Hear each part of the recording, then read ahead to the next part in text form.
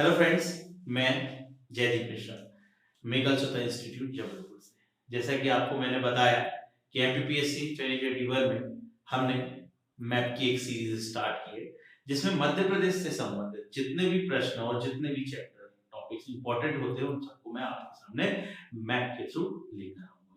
इसके पहले हमने नेशनल पार्क की एक महत्वपूर्ण सीरीज देखी, जिसमें मैप के थ्रू मैंने आप लोगों को पूरे नेशनल पार्क्स बताए, उनकी इंपॉर्टेंट थिंग्स बताई।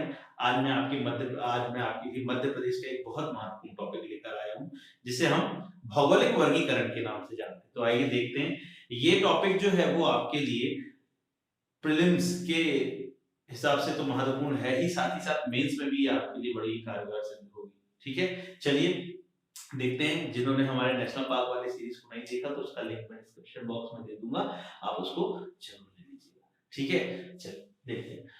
तो यहाँ पर आप देख रहे होंगे पूरा प्रारूप दिया हुआ है मध्य प्रदेश के भौगोलिक वर्गीकरण। ओके, चलिए, तो मध्य प्रदेश का भौगोलिक वर्गीकरण। अब हमें मध्य प्रदेश के भौगोलिक वर्गीकरण के ऊपर ध्यान देना है, क्लासिफिकेशन की, कि मध्य प्रदेश का वर्गीकरण प्रारूप कैसा है। चलिए देखते हैं। तो हम अगर देखेंगे तो मध्य प्रदेश के वर्गीकरण को मुख्य रूप से 3 भागों में बांटा गया है। ठीक है, ये 3 भाग हो जाते हैं। सबसे पहले पठार, फिर उसके बाद हो जाता है नदी घाटी, और दूसरा हो जाता है पर्वत श्रृंखला। पठार, नदी घाटी और पर्वत श्रृंखला। जो पठार का प्रारूप है वो यहाँ आप देखिए, इन कुछ महत्वपूर्ण पठारों के 5 जो पठार होते हैं हमारे, जिनको हम प्लेटू भी बोलते हैं, उनके आधार पर मध्य प्रदेश बटा हुआ है, जिसमें सर्वप्रथम मालवा, फिर उत्तर मध्य भारत का पठार, बुंदेलखंड का पठार, रीवा पन्ना का पठार और बघेलखंड के पठार के रूप में जाना जाता है। वहीं अगर हम नदी घाटी की बात करें तो ये नर्मदा सोन के रूप में होती है, जो मध्य प्रदेश की सबसे प्रमुख नदी घाटी का एक प्रारूप होता है। उसके बाद पर्वत श्रृंखला में सतपुड़ा मैकल पर्वत श्रृंखला एक बड़ा महत्वपूर्ण पर्वत श्रृंखला हो जाता है, जिस आधार पर मध्य प्रदेश भौगोलिक रूप से जाना जाता है। ठीक है, मध्य प्रदेश संपूर्ण भारत के बीचों बीच होने के कारण हमको सभी प्रारूप इसमें देखने को मिलते हैं। तो आइए मध्य प्रदेश को मैप की दृष्टि से देखने की कोशिश करते हैं। प्रारूप आपके सामने है, तो आप देखेंगे कि मध्य प्रदेश का जो क्षेत्रफल है, मैं बता दूं आपको, यहां पर जो मध्य प्रदेश का क्षेत्रफल है वह होता है 308282 square kilometre. Okay, square kilometre.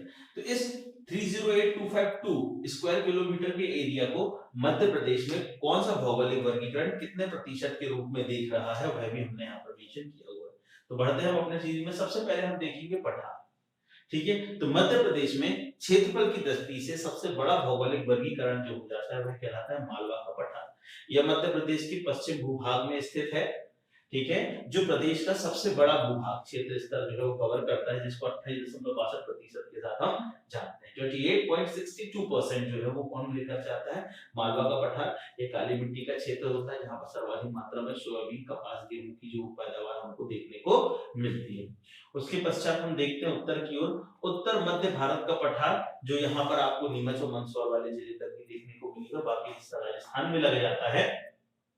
तो ये कह रहा था उत्तर मध्य भारत का पठार, जो 10.7% एरिया हमारा मध्य प्रदेश का कवर करता है। ठीक है, उसके पश्चात अगला प्रारूप जो है वो हमको देखने को मिलता है बुंदेलखंड का पठार। तो आप देखिए मैंने ब्लू कलर की लाइन से यहाँ पर बनाया हुआ है, ये हो जाता है आपका कौन सा, बुंदेलखंड का पठार, जिसका कुछ हिस्सा जो है वो उत्तर प्रदेश में लगता है। हाल ही में ये बड़ा चर्चा में रहा है, क्यों? क्योंकि नर्मदा बोल रहा हूँ, माफ कीजिए, केन बेतवा लिंक परियोजना के अंतर्गत बुंदेलखंड का जो क्षेत्र है वो सबसे ज्यादा लाभान्वित होने वाला है। ठीक है, तो बुंदेलखंड का पठार जो है वो 7.7% क्षेत्र के साथ आ जाता है। इसके बाद आता है रीवा पन्ना का पठार। रीवा पन्ना का पठार जो है वो मध्य प्रदेश के उत्तर पूर्वी क्षेत्र में आता है, जो कि कुल एरिया का जो 30825282 है उसका 10.37%, ठीक है, 10.37% लेकर चलता है। ओके, इसके पश्चात हमारा मध्य प्रदेश का जो सबसे पूर्वी हिस्सा हो जाता है वो कहलाता है बघेलखंड का पठार। ये क्षेत्रफल की दृष्टि में सबसे छोटा भौगोलिक वर्गीकरण कहलाता है। सबसे बड़ा भौगोलिक वर्गीकरण कहलाता है आपका मालवा का पठार, और सबसे छोटा भौगोलिक वर्गीकरण कहलाता है बघेलखंड का पठार। दोनों को ही मैंने ग्रीन कलर से मेंशन किया है, जिससे आपको आंखों से याद हो सके, क्योंकि हम मतलब कि विजुअलाइजेशन के माध्यम से, आंखों के माध्यम से भी चीजों को याद कर दे। तो सबसे बड़ा भी ग्रीन से सबसे छोटा भी ग्रीन है और आमने सामने, ठीक है। तो मालवा का पठार 88.62%, वही बघेलखंड का पठार 7% के रूप में जाना जाता है। उसके पश्चात मध्य प्रदेश का एक सेकंड नंबर का सबसे बड़ा जो भौगोलिक वर्गीकरण हो जाता है वो कहलाता है नर्मदा घाटी, ठीक है। कौन सा? नर्मदा घाटी। नर्मदा घाटी जो है वो कुल भौगोलिक वर्गीकरण का 26% लेकर चलती है। तो हम कह सकते हैं एक चौथाई हिस्सा मध्य प्रदेश में किसके अंतर्गत आ जाता है? नर्मदा घाटी, जिसे पूर्ण रूप से नर्मदा सोन घाटी के रूप में भी जाना जाता है, ठीक है। उसके पश्चात देखिए यदि हम, तो हमको मध्य प्रदेश का सबसे दक्षिणतम जो क्षेत्र है वो सतपुड़ा पर्वत श्रृंखला के रूप में देखने को मिलता है, जो कि मध्य प्रदेश में पश्चिमी विस्तार से लेकर पश्चिमी छोर से चालू होकर पूर्वी छोर तक जाता है। यहाँ पर मैगल पर्वत पर आकर ये क्या होता है? समाप्त होता है। तो ये प्रारूप पूरा हो जाता है किसका? सतपुड़ा पर्वत श्रृंखला का। तो इस आधार पर हम मध्य प्रदेश के पूरे भौगोलिक वर्गीकरण को देखते हैं। अब यदि आपसे मैप में डिस्ट्रिक्ट और संभाग बनते हैं, अगर आपने हमारा पहले वाला वीडियो देखा है इसमें डिस्ट्रिक्ट और संभाग दोनों ही बताए हुए हैं हमने, तो उसके आधार पर आप इसके प्रश्नों को बड़े आसानी से सॉल्व कर सकते हैं। प्रश्न किस प्रकार बनेंगे? तो प्रश्न कुछ इस प्रकार होगा कि निम्नलिखित में से कौन सा जिला मालवा के पठार के अंतर्गत नहीं आता है? ध्यान दीजिएगा, आयोग जो है वो सबसे ज्यादा क्वेश्चन नहीं आता के प्रारूप में पूछता है, तो क्वेश्चन को बड़े ध्यान से पढ़िए कि कौन सा जिला नहीं आता है। तो चार ऑप्शन आपको दे दिया, एक ऑप्शन दे दिया आपको अनूपपुर, एक ऑप्शन दे दिया आपको सिवनी, एक ऑप्शन आपको दे दिया भिंड, ठीक है। ये आपके प्रारूप हो गए नहीं आता। या चौथा ऑप्शन आपको दे दिया तीनों, चौथा ऑप्शन आपको दे दिया क्या?